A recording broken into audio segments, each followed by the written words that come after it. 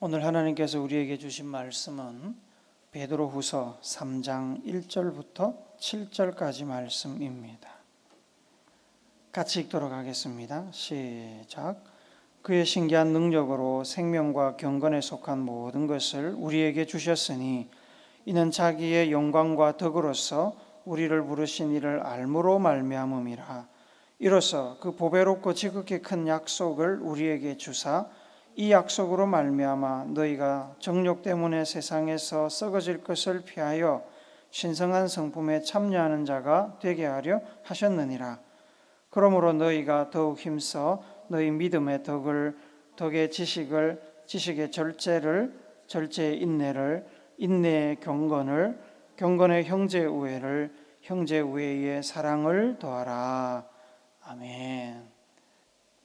미국에서 가장 위대한 대통령 하면 우리가 링컨 대통령을 뽑습니다. 그런데 이 링컨 대통령과 그 부인 메리는 성격 차이로 인해서 자주 갈등을 빚었다고 합니다. 링컨은 성격이 조용하고 신중한 편이었지만 메리는 조금 충동적이고 또 성급한 면이 있었고 성질을 좀 잘 냈다고 합니다. 링컨이 변호사로 일하던 어느 날 아내 메리가 이유는 알 수 없지만 평소 성격대로 그 생선 가게 주인과 다투고 있었습니다. 신경질을 부리며 짜증을 내고 있었습니다. 그러자 생선 가게 주인이 불쾌한 표정을 지으면서 링컨에게 항의를 했습니다. 링컨은 가게 주인의 어깨에 손을 얹고 조용히 이렇게 부탁을 했다고 합니다. 나는 15년 동안 참고 지금까지 살아왔습니다. 주인 양반께서는 15분 동안만 좀 참아 주십시오. 이 시절에 링컨이 대통령을 꿈꾸고 있었는지는 잘 모릅니다. 그러나 그 부인 메리의 그 행동은 변호사였던 링컨의 이름에 먹칠을 하는 것이 분명했습니다. 부인만 남편을 위해서 절제하고 희생해야 된다 그런 얘기를 드리는 게 아닙니다. 한 배를 탄 동역자로서 운명 공동체로서 서로를 위해서 서로가 절제하고 도움을 주는 것이 바람직하고 필요한 일입니다. 그렇지 못하면 큰 상처와 불이익으로 나중에 그것이 돌아오게 됩니다. 그런 예를 우리는 가까운 곳에서 찾을 수 있습니다. 지난 대선 기간에 우리는 대통령 후보자들의 부인들이 과거의 삶 때문에 후보자를 얼마나 어렵게 만들었는지를 선거 과정을 통해서 보았습니다. 실수였다 혹은 아니라고 부인을 했지만 여러분, 기록된 역사는 사라지지 않습니다. 과거에는 지울 수 있었습니다. 그럼 요즘은 불가능합니다. 언론, 인터넷을 통해 드러나는 기록들은 아마 그분들이 죽을 때까지 남아서 삶의 걸림돌이 될 것입니다. 그러기에 신중해야 됩니다. 누가복음 12장 2절 말씀에 보면 예수님께서 이렇게 이야기하십니다. 감추인 것이 드러나지 않을 것이 없고 숨은 것이 알려지지 않을 것이 없다. CCTV가 도처에 깔려 있어서 우리를 지켜보고 있습니다. 목격자들은 어디선가 나타납니다. 지나가던 길거리에 자동차 안에 블랙박스도 끊임없이 그 길거리를 찍고 있습니다. 특히 인터넷에 글과 사진을 노출할 때 조심해야 됩니다. 인터넷을 떠돌고 있는 이 탐정들은 여러분이 과거에 무엇을 했는지 다 알고 있습니다. 특별히 이 그리스도인들은 조심에 또 조심을 해야 됩니다. 저를 포함한 모든 그리스도인들은 우리가 누군지를 잘 알고 행동 하나하나에 신중해야 됩니다. 우리가 누굽니까?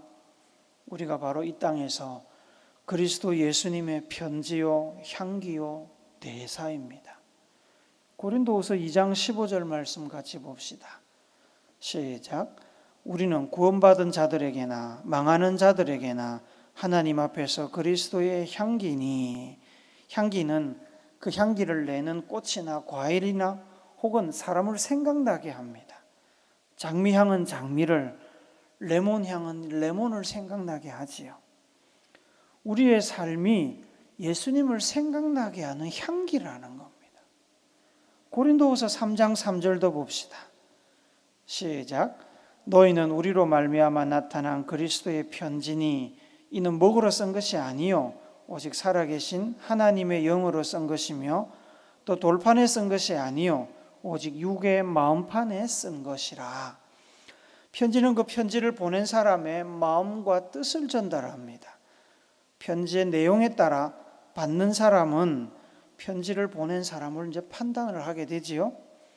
그리스도인을 보고 사람들은 예수님의 마음과 뜻을 판단합니다. 승천하셔서 현재 우리 눈으로 볼 수 없고 만질 수 없는 그 예수님을 그리스도인들이 삶을 통해서 사람들에게 보여주고 알려주는 역할을 한다는 말입니다. 이런 의미에서 그리스도인들은 모두 예수 그리스도의 대사, 앰베서더입니다. 대사는 한 나라를 대표하는 사람이지요. 그리스도인 각 사람은 그리스도를 대표합니다. 우리 각 사람이 그리스도를 대표하는 편지고 향기고 대사이기 때문에 우리의 삶은 예수 그리스도를 모르는 사람들과 달리 예수님을 가장 잘 표현하고 드러내는 삶이 되어야 합니다.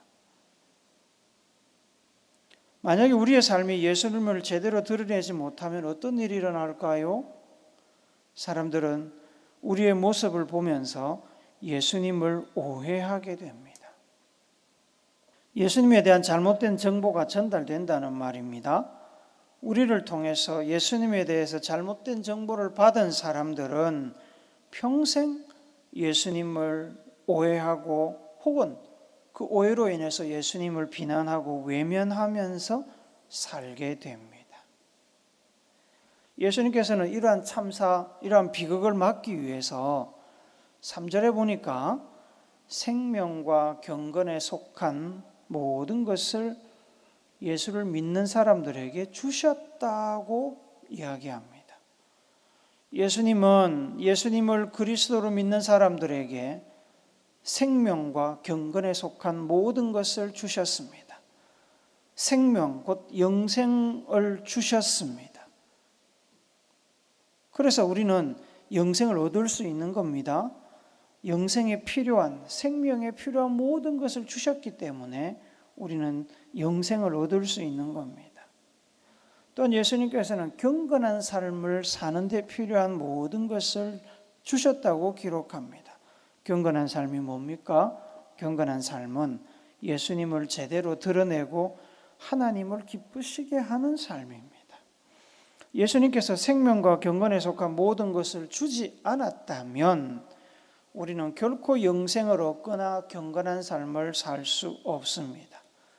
하지만 감사하게도 예수님께서 예수님의 그 신비한 능력, 신적인 능력으로 그것을 우리에게 주셨기 때문에 우리는 영생을 얻을 수 있고 온전하지 않더라도 경건한 삶을 살 수 있게 되었습니다. 이 생명과 경건에 속한 모든 것은 어떻게 얻어지냐면 예수님을 알므로 얻어집니다. 예수님을 아는 것, 예수님을 아는 지식과 경험을 통해서 우리는 생명과 경건에 속한 모든 것을 받습니다. 예수님을 제대로 진심으로 안다면 예수님은 그리스도시고 예수님이 하나님의 아들이신 것을 제대로 안다면 우리는 영생을 얻고 경건한 삶을 사는 데 필요한 모든 힘과 능력을 이미 받았습니다. 우리가 영생을 맛보며 경건한 삶을 살아야 우리의 삶을 통해 예수님을 제대로 보여줄 수 있고 예수님의 가르침과 뜻을 제대로 사람들에게 전달하는 향기, 편지, 대사가 될 수 있습니다. 세상이 그리스도인들의 삶을 통해서 예수님을 오해하는 것을 막기 위해 생명과 경건에 속한 모든 것을 주셨다고 말씀드렸습니다. 이 생명과 경건에 속한 모든 것을 주신 구체적인 목표가 4절에 나옵니다. 4절 한 번 더 읽읍시다. 시작. 이로써 그 보배롭고 지극히 큰 약속을 우리에게 주사 이 약속으로 말미암아 너희가 정욕 때문에 세상에서 썩어질 것을 피하여 신성한 성품에 참여하는 자가 되게 하려 하셨느니라. 신성한 성품에 참여하는 자가 되게 하려고 생명과 경건에 속한 모든 것을 주셨습니다. 그 보배롭고 지극히 큰 약속은 예수님이 주신 소망의 약속을 말합니다. 이 약속은 우리가 부족한 죄인이고 아직 이 땅에 있지만 예수님으로 말미암아 장차 우리가 천국에 갈 것에 대한 약속입니다. 또한 이 약속은 이 땅에서 살고 있는 동안에도 우리가 천국의 삶을 누리고 하나님의 자녀요 백성으로 살 수 있다는 약속입니다. 앞서 경건한 삶을 산다는 것은 예수님을 제대로 드러내고 하나님께서 기뻐하시는 삶을 사는 것이라고 말씀을 드렸습니다. 사실 예수님을 제대로 드러내는 삶과 하나님께서 기뻐하시는 삶이라는 건 똑같은 겁니다. 예수님을 이 땅에 드러내신 분이 누굽니까? 하나님이십니다. 예수님은 하나님의 뜻을 온전히 이 땅에서 이루신 분이지요.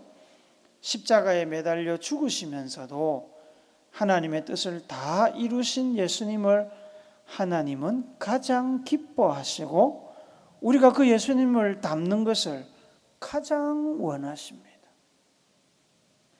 아들을 통해 보여주신 하나님의 그 한량없는 사랑을 2000년이 지난 오늘도 그리스도인들을 통해서 세상에 보여주기를 원하십니다. 한 사람의 삶을 평가할 때 사용하는 단어가 성품입니다. 성품은 사람의 성질 혹은 됨됨이를 이야기합니다.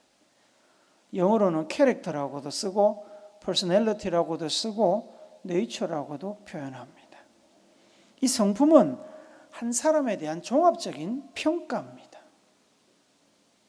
우리가 그 사람을 잘 모르지만 그 사람의 성품이 더럽다라고 이렇게 알고 있다는 건 뭐냐면 우리가 그 사람을 상종하기를 꺼린다는 겁니다. 그 사람에 대한 부정적인 이미지, 네거티브 이미지가 우리 안에 들어있다는 얘기입니다. 성품이 온유하다, 성품이 착하다라고 알려졌다면 구체적으로 그 사람이 어떤지는 몰라도 우리는 그 사람에게 호감을 느끼고 만나고 싶고 이야기하고 싶습니다. 한 사람의 성품은 그 사람의 삶, 곧 말과 행동으로 알 수 있지요. 말과 행동을 통해 그 사람의 감추어진 생각, 의지, 철학이 드러납니다. 만약에 자기 생각을 철저하게 감추고 생각과 다르게 행동할 수 있다면, 그렇게 한다면 그 사람은 정말 무서운 사람입니다. 사기꾼이거나 무엇인가 꿍꿍이 속에 있는 겁니다. 그러나 아무리 철저하게 자신의 속마음을 감춘다고 해도 어디선가 어느 순간인가 드러나게 되어 있습니다.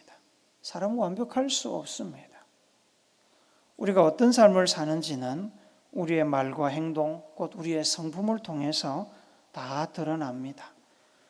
우리가 하나님께서 기뻐하시고 예수 그리스도를 온전히 드러내는 경건한 삶을 살고자 한다면 우리의 성품이 결국 경건해야 된다는 얘기입니다.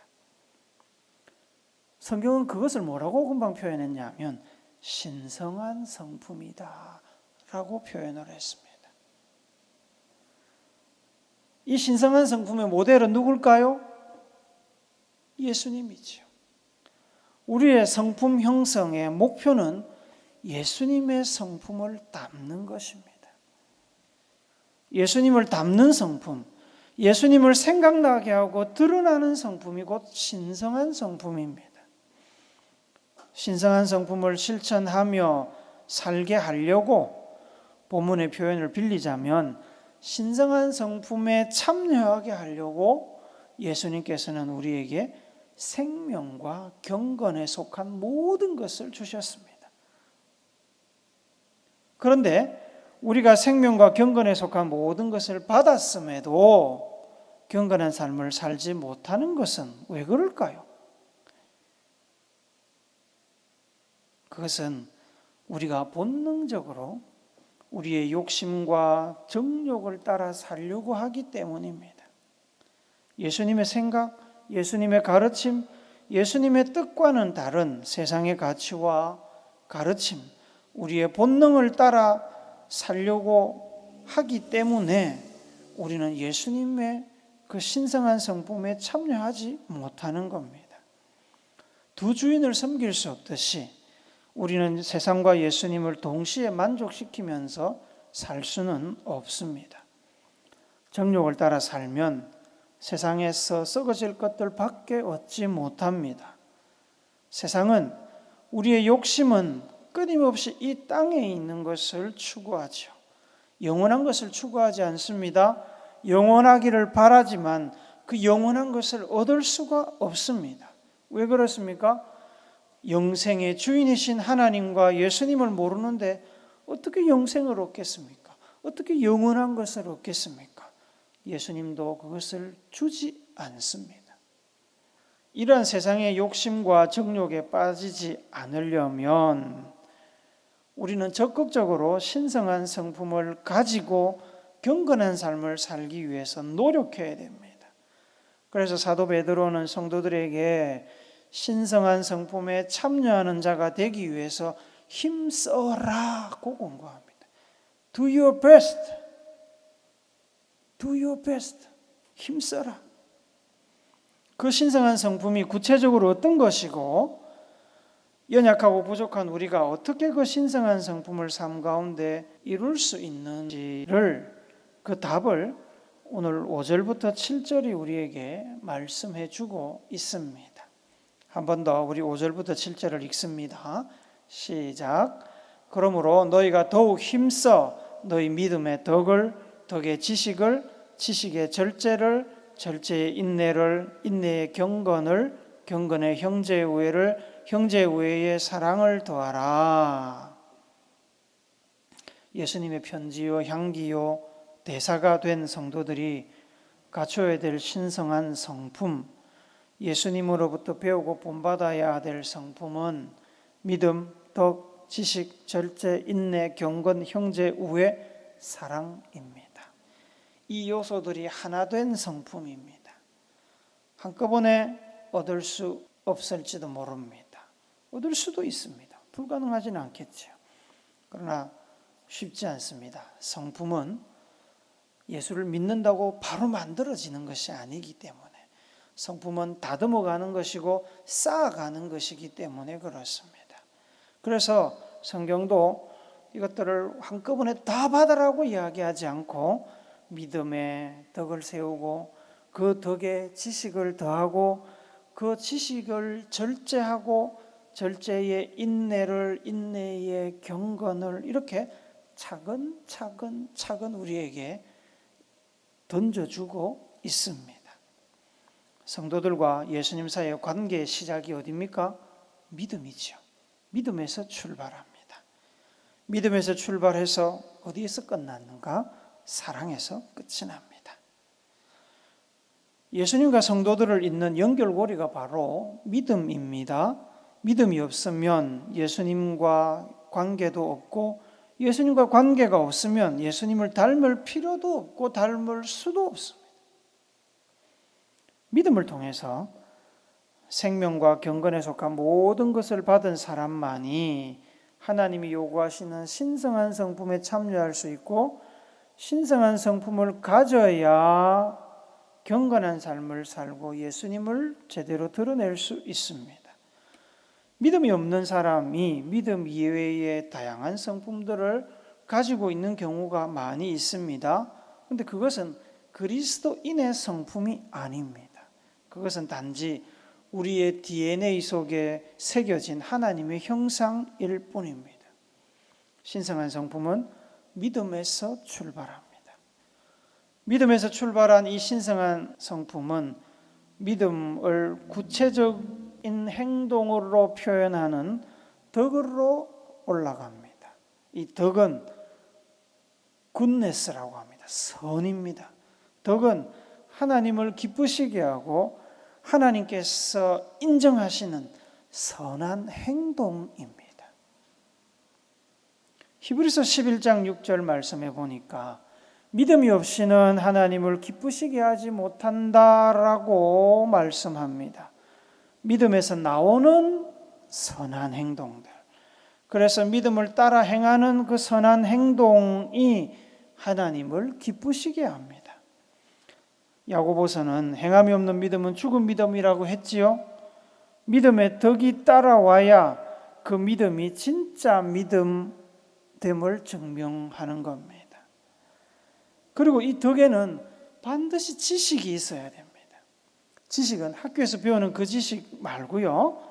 예수님을 믿고 성령을 통해서 알고 경험하게 되는 예수님과 하나님에 대한 지식입니다.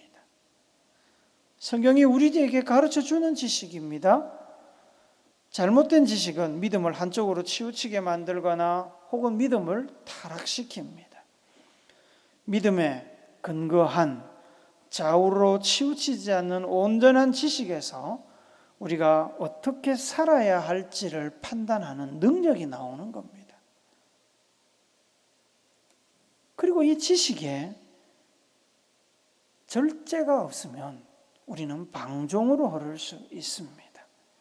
과유불급이라는 말은 동서고금을 떠나서 진리입니다.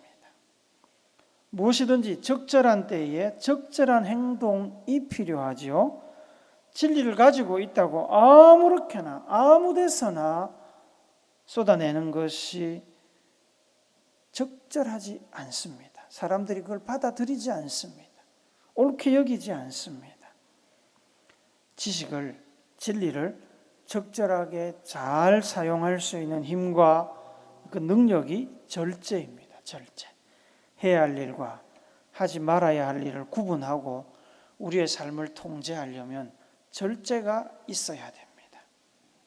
그래서 경건한 삶에는 절제가 필수 요건인데 이 절제를 이루려면 뭐가 있어야 되냐면 인내가 있어야 됩니다.